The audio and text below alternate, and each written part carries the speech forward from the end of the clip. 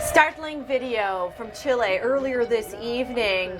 Latest information indicates that it was a magnitude 6.7 earthquake that struck off the coast of Chile, and then several very powerful aftershocks had followed.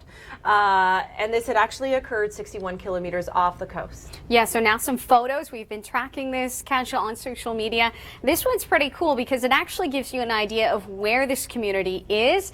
A lot of tourists go here. It's right by the ocean and then in behind the mountains. So what you're looking at here, some dust, because we're dealing with landslides that have been triggered, and then people that have been evacuated from the coastline. A couple more photos we want to share with you, just showing some of the dust that has just been flying from these landslides. But here's an interesting shot of the people who are just fleeing. Yeah, it's a sad shot. It's kind of a scary shot. It gives you the idea of how, imminent, how scary this really must be for the people. So I urge you to check it out on our website, theweathernetwork.com. We have a full write-up. And of course, as details become unveiled to us, we will be sharing them with you. Yeah, so this just gives you a better idea of where it was along the northwestern part, just off the coast again. Here at home, we are dealing with active weather as well, Kasia. That's right. So happy St. Paddy's Day to you. Finally, drier conditions along the BC coast. I know it's been raining day in, day out, so Monday shouldn't be too bad. And also tracking some active weather, that moisture along the international border, but into the higher elevations in Alberta. Southern parts of the province, we are tracking some light snow, even some mixing, and then the cold air that has made its way in across eastern Canada. Indeed, we've got sun and clouds though, so we're looking at relatively settled conditions for your Monday. Cool again tomorrow, but not as cold as today was. Yeah, which is good news for many as we get closer and closer to spring.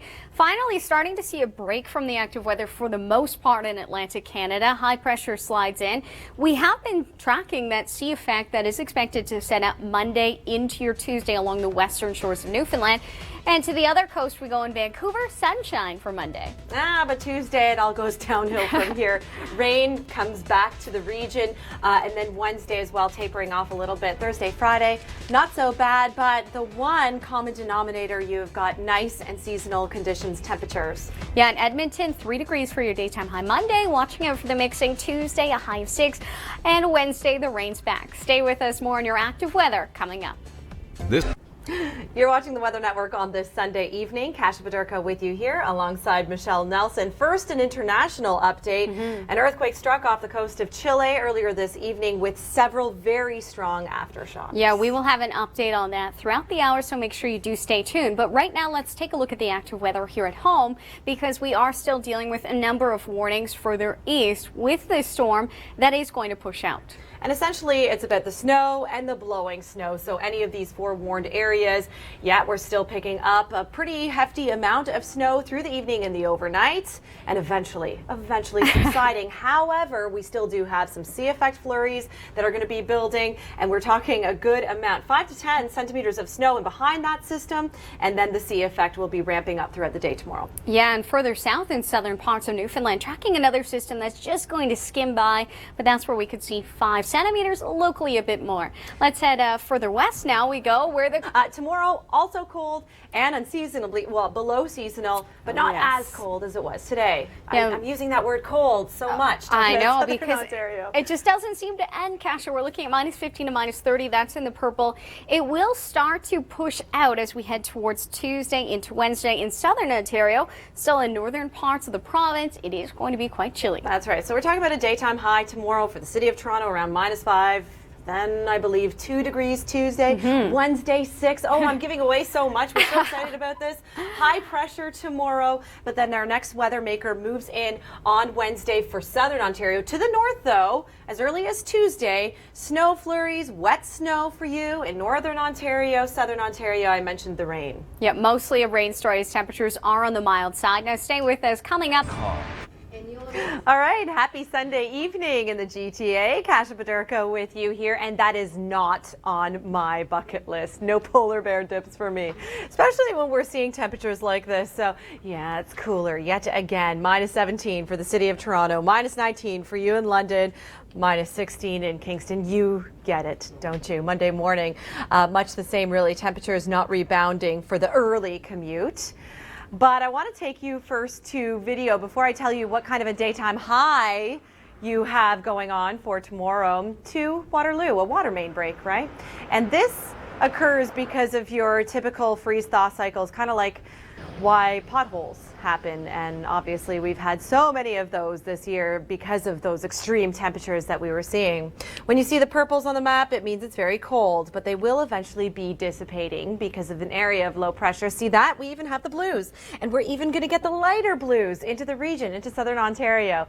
Yeah, I know I'm talking in color code here, but it's a low pressure system that's going to be boosting up the temperatures into our long range high pressure for tomorrow and the next day, really. But then this low is going to be bringing southern Ontario rain, but first it'll arrive as snow, and it's going to be arriving through the overnight Tuesday into Wednesday, so Wednesday morning commute could be pretty messy. Top off your windshield washer fluid for that. All right, I want you to stay with us. We have information coming up on... So did you get it out of your system? The green beer, did you celebrate St. Patrick's Day today? Kasia Bodurka with you here with a look at your St. Patrick's Day, the official day forecast for tomorrow. But first I want to take you to our website, show you a really compelling video that's kind of scary. But first, at first take, you know, you look at it and you think, oh, beaches, sunny skies, beautiful sand, but you notice that people are literally running from the coast. People have been evacuated from the coast of Chile due to an earthquake, magnitude 6.7 earlier today. We have a write-up on this on our website. I urge you to check it out, so stay with us here as well. We do have an update coming up throughout the show. Now, I mentioned St. Patrick's Day, the big day tomorrow. Are you prepared? Are you wearing green? What should you be wearing in the city of Vancouver?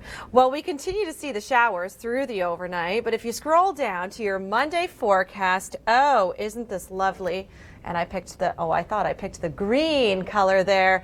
8 degrees and sun and clouds. So that's great news for you.